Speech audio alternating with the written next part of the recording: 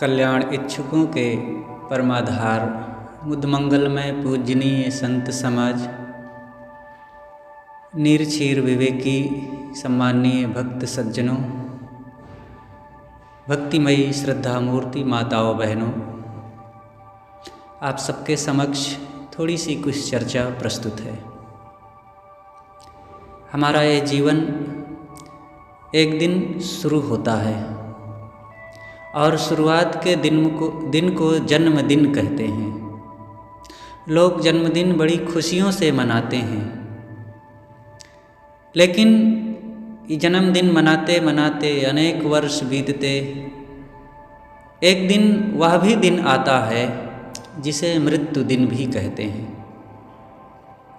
जन्मदिन तो आया और बीत गया, लेकिन हर साल अब उसकी याद करना वही पुरानी बात को, ये कोई बहुत समझदारी और गंभीरता की बात नहीं है। पीछे लौट लौट करके जाने की आवश्यकता नहीं है, आगे के लिए तैयारी करें। और एक दिन वह समय आएगा जब इस संसार और शरीर में रहने का हमारा अंतिम दिन होगा, और उस अंतिम दिन आने के पहले हमारी जब तक समस्त वासनाएं, मनोविकार और दुखों का अंतिम नहीं हो जाएगा, तब तक जन्मदिन मनाने की क्या सफलता है, उसका क्या लाभ है। इसलिए हमारे जन्म की सफलता यही है कि मृत्यु दिन हमारा सुखद हो। हमें उसकी तैयारी करना चाहिए। सुखद मृत्यु की तैयारी किए बिना वह दिन हमारा सुखद नहीं हो सकता। वह दिन हमारा पश्चाताप, भय, शोक और पीड़ा वाला दिन हो जाएगा। इसलिए समस्त कल्याण इच्छुकों को, विचारवान साधकों को चाहिए कि अपने जन्मदिन की यादों को छोड़ करके हमें अंतिम दिन की तैयारी करना चाहिए। वो तैयारी मानसिक रूप से, साधनात्मक ढंग से। तो साधक को चाहिए कि वो इसके लिए विवेकवान संतों का सत्संग करके और साधना करके मन इंद्रियों को पवित्र करके अपने स्वरूप का बोध प्राप्त करे। इसके लिए जरूरी है कि प्रेम और अनासक्ति को अपनावें। हमारा व्यवहारिक जीवन मजबूत होना चाहिए, लेकिन व्यवहारिक जीवन एक पक्ष है। व्यवहारिक के साथ साथ आध्यात्मिक जीवन भी मजबूत होना चाहिए। जैसे हमारे दो पैर हैं और दोनों पैरों का मजबूत होना अत्यंत आवश्यक है। एक पैर मजबूत हो और दूसरा पतला कमज़ोर हो जाए, उसमें लकवा लग जाए, पतला हो जाए, तो हम चल नहीं सकेंगे, शरीर की संपन्नता नहीं मानी जाएगी। इसी तरह हमारा व्यवहारिक पक्ष खूब मजबूत हो, हम खूब लोगों में प्रतिष्ठित हों, खूब धन हो, खूब चीज़ें हों, बड़ा परिवार हो और हर सुख सुविधाएं हों, लेकिन आध्यात्मिक पक्ष एकदम कमज़ोर हो। शांति, प्रेम, सुमति, अंतःकरण की पवित्रता, सद्गुणों का मन में स्थान, ये सब कुछ भी ना हो, तो फिर हमारे आध्यात्मिक जीवन की मजबूती नहीं है। और ऐसा विकलांग जीवन कभी भी सुखी नहीं माना जा सकता है। इसलिए ज़रूरत है कि हमारे ये व्यवहारिक और आध्यात्मिक दोनों पक्ष मजबूत बने। सदगुरु कबीर साहब कहते हैं, मरते मरते जगमुआ बहुरी न किया विचार, एक सयानी आपनी परबस मुआ संसार। संसार के लोग मरते मरते एक दिन तो सब यहाँ से चले जाते हैं, कोई सदा नहीं रहता। जगत चला जाए यहाँ कोई न रहैया। पूर्व के लोग चले गए, एक से एक राजाधिराज और महान प्रतापवान, यशस्वी, वीर, योद्धा और सब प्रकार से धनवान, बलवान, रूपवान, सती साध्वियाँ योग्य योग्य लोग आए और वहाँ खूंखार लोग भी आए, सब चले गए। साहब कहते हैं मरते मरते जग मुआ, पहले के लोग चले गए और आज जो हैं ये भी चले जाएंगे। मुआ है मर जाओगे मुए की बाजी ढोल। जो आज के लोग हैं, पहले के लोग चले गए, आज वाले भी चले जाएंगे, लेकिन मुए की बाजी ढोल, जैसे मरे हुए चाम का ही ढोल बन करके बजता है, वैसे ही हमारे समय बीतने के बाद हमारे कर्मों की ही सुगंधी कुछ रह जाएगी और उसी की चर्चा होगी। तो हम अपने चीज़ों की नहीं बल्कि अपने कर्मों की गुणवत्ता को बढ़ावें और उसको मजबूत बनावें। तो साहब कहते हैं कि दुनिया के लोग तो एक दिन यहाँ से सब चले ही जाते हैं, लेकिन कोई विचार नहीं करता है कि यहाँ आने का क्या मतलब होना चाहिए और इस जिंदगी का क्या लाभ होना चाहिए। जो सच्चा लाभ है जीवन का, उसे ना कमाया गया तो ये सारे अधूरे कच्चे निरर्थक क्षणिक लाभ में अगर हम संतुष्ट हो गए तो ये तो समझदारी ना हुई। कोई व्यक्ति व्यापार करने जाए और उसे वहाँ 1000-2000 का लाभ ना हो, इतना बड़ा धन लगाया, इतनी पूंजी लगाया और उसके हिसाब से आंशिक अगर लाभ ना हुआ और बस 1-2 रुपया के लाभ में अगर वो खुश हो जाए तो कैसा लाभ है। लेकिन हमारे जीवन का जो लाभ है, लाभ तो नहीं बल्कि हानि पर चला जा रहा है। यहाँ पर जैसे जैसे दिन बीतें, मन की प्रसन्नता बढ़े, प्रेम बढ़े, निर्भयता निश्चिंतता बढ़े, मन की शांति बढ़े, तब तो लाभ माना जाएगा। लेकिन ये लाभ ना हो करके अगर अशांति बढ़ रही है, मनोविकार बढ़ रहे हैं, भय और चिंता बढ़ रही है और शोक संताप बढ़ रहे हैं, उलझने बढ़ रही हैं और हम और माया मोह में निरंतर धंसते जा रहे हों, तो ये तो बहुत बड़ी हानि हो रही है। यही तो हो रहा है। जैसे जैसे उम्र बीतती है, एक बालक कितना निश्चिंत और प्रसन्न चित्त का होता है, लेकिन जवानी आते आते काफ़ी कुछ दुनिया में अब वो फंसने लगता है। मनोविकार आकर के उसे हैरान करते हैं, मान्यताएं आकर के मन में घर करने लगती हैं और वो नाना प्रकार के दोष दुर्गुण और दुर्व्यसनों में उलझता जाता है, अपने जीवन को, स्वभाव को, कर्मों को गंदा करता जाता है और बुढ़ापा आते आते तो वो तो वैसे फंस जाता है जैसे बैर के कांटे में कोई कपड़ा को फेंक करके डंडों से पीट दे और फिर उसको निकाले तो कितनी वो समस्या से वो निकलता है और निकलता भी नहीं सही, कपड़े फट जाते हैं। ऐसे ये मन जैसे जितने जितने दिन बीतते जाते हैं उतना उतना ये माया मोह में, आसक्ति में, विकारों में, घर परिवार में और यहाँ के हानि लाभ राग द्वेष में उलझता जाता है, बड़ा कठिन होता जा रहा है। जब तक सत्संग साधना आत्मचिंतन का सहारा नहीं लेंगे तब तक ये मन कभी नहीं निकल सकता। इसलिए साहब कहते हैं बहुर न किया विचार, कोई विचार नहीं करता है कि जीवन का वो असली लाभ कैसे मिले और वो है क्या चीज़। पहले तो उसको हम पहचानें। लोग पहचान ही नहीं पाते हैं, हम समझ ही नहीं पाते हैं कि जीवन का वो लाभ क्या है। धन मिल गया, घर मिल गया, ज़मीन मिल गई, मान सम्मान, पद प्रतिष्ठा, वाहवाही मिल गई तो ऐसा लगता है बस यही लाभ है। लेकिन इनमें कितना दम है। जो आज वाहवाही कर रहे हैं वही पीठ पीछे गाली भी देते हैं। जो घर मिला है उसको छूटने में, टूटने में देरी नहीं लगती। जो चीज़ें हैं, जो परिवार है, उनके विमुख होने में, बिछुड़ जाने में, उल्टा विपरीत हो जाने में समय नहीं लगता। उन्हीं से भारी शोक संताप मिलते हैं। इसलिए ये लाभ कोई अस्थाई लाभ नहीं है। हमें वह लाभ मिलना चाहिए जिस लाभ को प्राप्त करके एक रस शांति बनी रहे, फिर वहाँ भय शोक संताप ना रह जाए।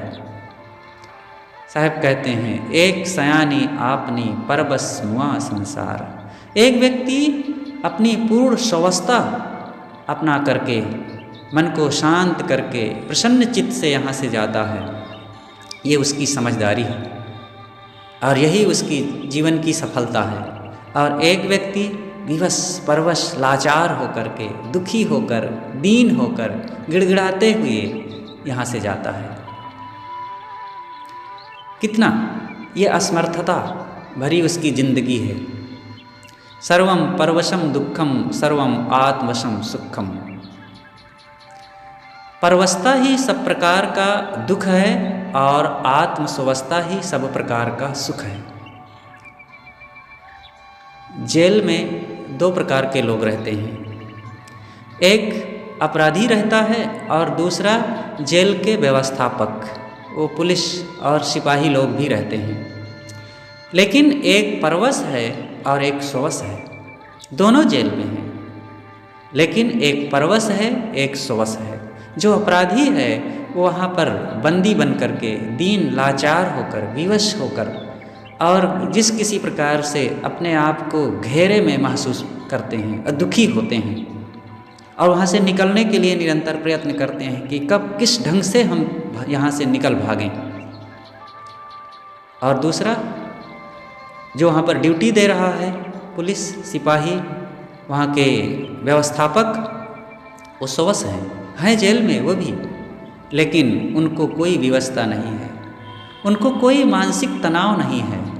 वे जब चाहते हैं वहाँ से चले आते हैं और जब चाहते हैं ड्यूटी देने जाते हैं। ऐसे ही यह संसार है।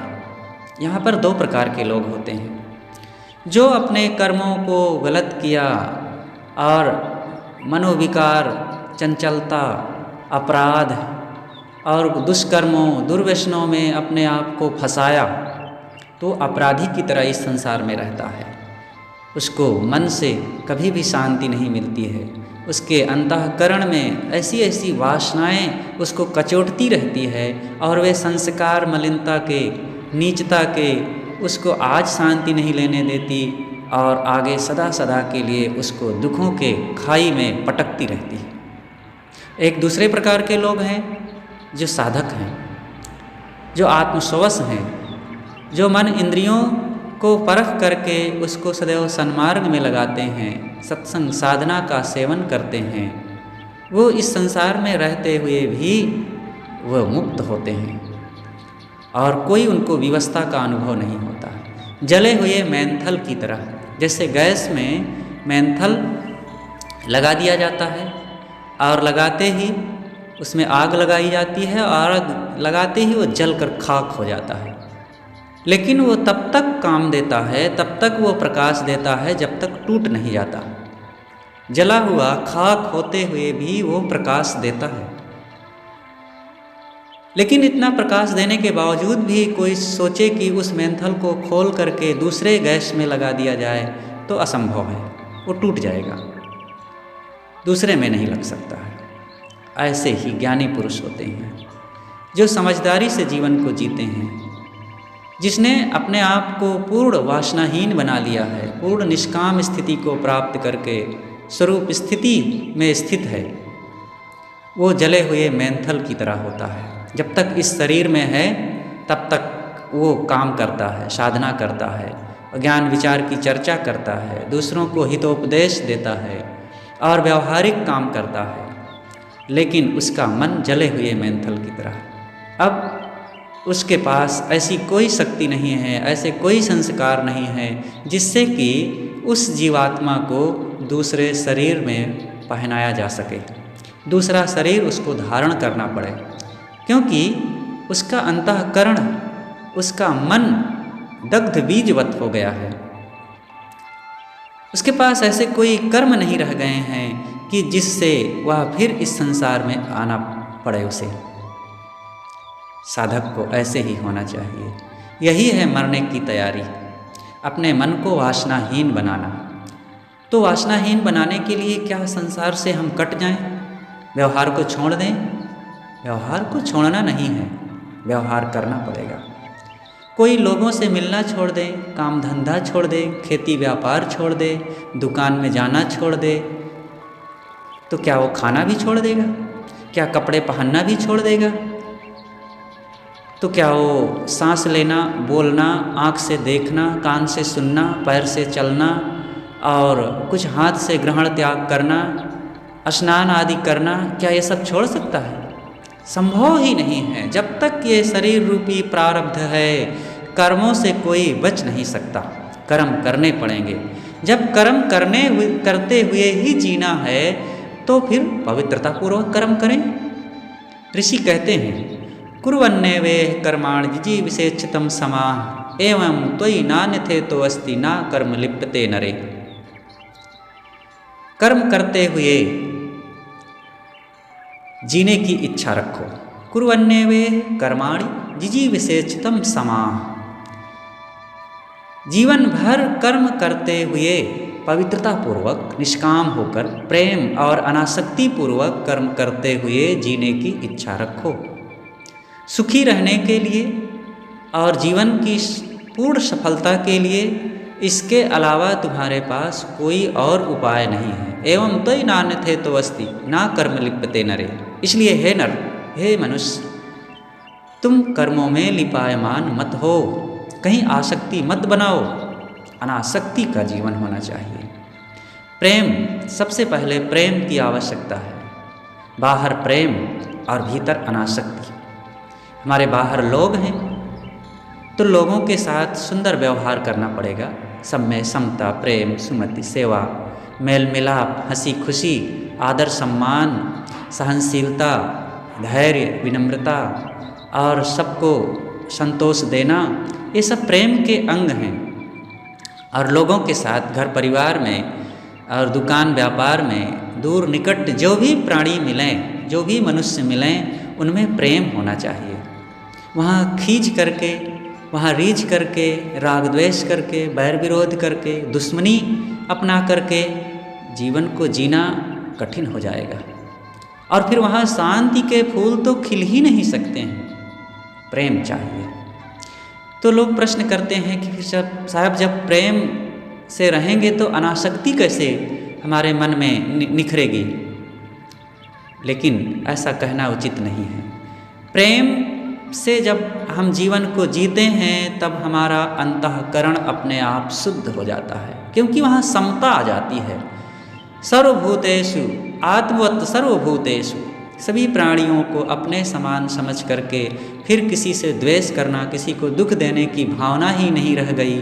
और अपने स्वार्थ को जीत करके अपनी चीज़ों को भी हम दूसरों की सेवा में लगाने की चेष्टा करते हैं। अपने इंद्रियों को स्वश रखते हैं, चंचलता को त्याग कर देते हैं। तब फिर यहाँ पूर्ण प्रेम का प्रकाश फैलता है। इसी को सद्गुरु कबीर ने कहा है कि पोथी पढ़ी पढ़ी जगमुआ, पंडित हुआ न कोय, ढाई आखर प्रेम का पढ़े सो पंडित होए। यही पांडित्य है, प्रेम का जीवन में पूर्ण प्रकाश का फैल जाना।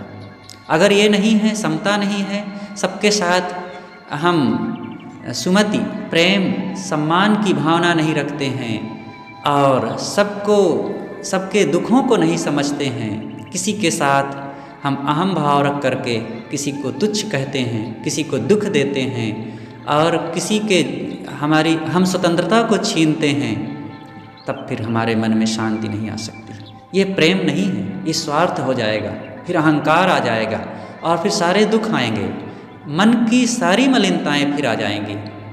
इसलिए प्रेम जहाँ है वहाँ पर समता, और समता में ही अनासक्ति निखरती है और अनासक्त चित्त में फिर राग द्वेष नहीं होता। वहाँ फिर कोई मलिनता नहीं होती है, काम क्रोध लोभ मोह ईर्ष्या द्वेष की वहाँ जगह ही नहीं होती है। और ऐसा चित्त पवित्र होकर के अनासक्त मन फिर अंतरात्मा का प्रेमी होता है, स्वरूप निष्ठ उसकी स्थिति होती है। और जिसकी स्वरूप निष्ठा बढ़ गई वो अंतर्मुखता का ही विशेष काम करता है। वो दुनिया की सच्चाई को समझता है कि यह शरीर एक थोड़े समय के लिए मिला हुआ एक साधन है और इस साधन का मुझे साधना में उपयोग करना है। और मेरा लक्ष्य है कि संसार से अपने मन को ऊपर उठा करके स्वरूप में स्थित होना। और जिसने यह काम कर लिया उसका जीवन सफल, उसका शरीर धरना सफल, उसका संसार में आना सफल। और यहाँ जो कुछ किया जाए हमारा उद्देश्य यही होना चाहिए कि हम मुक्ति के लिए कर रहे हैं। और ऐसा व्यक्ति फिर उसका मरना भी सफल। फिर क्यों मरना क्यों सफल है? क्योंकि फिर वो मरने के लिए नहीं आएगा। अगर यह काम नहीं किया गया, अनासक्ति नहीं अपनाई गई, स्वरूप स्थिति ना बनी और पूर्ण निष्काम ना हुए, आत्मबोध ना हुआ, अपने आप को हम पहचाने नहीं, विषयों से मन को निकाले नहीं, तो फिर वही नारियल, कच्चे नारियल की तरह हमारा मन इन विषयों में, संसार में, परिवार में चिपका रहेगा। एक पका हुआ नारियल होता है, एक कच्चा नारियल होता है। जो पका और सूखा नारियल है वो है नारियल के खोड़ल के अंदर, पूरी तरह से वो ढका है, अंदर कोई जगह नहीं है उसको निकलने का। अंदर होते हुए भी वो अंदर सुरक्षित अलग थलग है, उस खोड़ल से भी अलग है, अंदर बजता है हिलाने पर। और जैसे ही उसको फोड़ो, खोड़ल फूटेगा और नारियल सुरक्षित अलग निकल आएगा। ये है मुक्त मन की पहचान। वो इस शरीर में रहते हुए भी मुक्त होता है, शरीर में होते हुए भी शरीर से अलग अनुभव करता है। जिस दिन शरीर रूपी ये खोड़ल फूटा वो अपने आप अलग हो जाएगा। लेकिन जो विषयों में चिपका है, जिसके मन में आसक्ति है प्राणी पदार्थों के लिए, भोगों के लिए और शरीर संसार के लिए, वो कच्चे नारियल की तरह होता है। कच्चा नारियल जैसे उसको फोड़ो तो भी उसमें वो चिपका हुआ है और उसको निकालने में हंसिया खुरपा की आवश्यकता पड़ती है, और सावधानी से ना निकालो तो हाथ भी कट जाए। ऐसे ये मन होता है। ये मन आज भी चिपका, वो जीता है तो शिकायत करते हुए, खींचते हुए, मरता है तो पछताते हुए, रोते हुए, वियोग की पीड़ा से परेशान होकर के, और फिर जन्मता है, जन्म का दुख सहता है और फिर जिंदगी पा कर के यहाँ संसार में घसीटा जाता है और फिर मरता है। ये मरना जीना और फिर इस बीच में दुसह दुख सहना, उसकी ये अनंत यात्रा चलती रहती है विषयों की और दुखों की। लेकिन एक जो निष्काम पुरुष है, अपने मन को पूर्ण अनासक्त कर लिया है प्राणी पदार्थों से, अपने स्वरूप में लगा लिया है, वो आत्म स्थित होता है। आज का शरीर फूटा और वो अपने आप है, उसके पास कोई साधन ही नहीं रह गया है कि फिर शरीर में आ सके, क्योंकि मोह को मिटा दिया और वो फिर सकाम भावनाएं उसकी समाप्त हो गई और आत्मलीन है और सब प्रकार से वो निष्काम स्थिति को प्राप्त कर लिया है। यही है मरने की सुखद यात्रा। और ऐसा सुखपूर्वक मरने के लिए जो पहले से सावधानी रखता है, पहले से साधना करता है, पहले से आत्मस्वस्थता का काम करता है, उसी का जीवन धन्य होता है और उसी का मरना सफल होता है। इसलिए हम उस दिन की तैयारी करें और वह आज से ही शुरू हो सकती है, आज से ही करना होगा, कल नहीं। कौन जानता है कल आता है कि नहीं। इसलिए जो करना है आज से शुरू करें और शीघ्र करें। जिंदगी का भरोसा नहीं है, देखते नहीं हैं, बूढ़े बैठे रह जाते हैं, जवान जवान चल देते हैं, और हम कब तक रहेंगे कौन जानता है। इसलिए जो करना है शीघ्र करें, समय थोड़ा है। अनंत शास्त्रम बहुलाश्च विद्या अल्पस्य कालो बहुविघ्नता च यत् सारभूतम तदुपासनीयम हंसो यथा क्षीर मिवाम्बु मध्यात्। बहुत काम है, दुनिया का काम अपूर्ण है, ये पूरा नहीं हो सकता है। इसलिए यत् सारभूतम तदुपासनीयम, जो सार है, जो कल्याणकारी है, जो उपयोगी है और जो सब प्रकार से सुखदायी शांतिदायी है, उसकी उपासना करो और उसी में अपने समय शक्ति को लगाओ, वही हमारे लिए उचित है। बस अपनी बातें यहीं पर मैं विराम देता हूँ। बोलिए सद्गुरु देव की जय।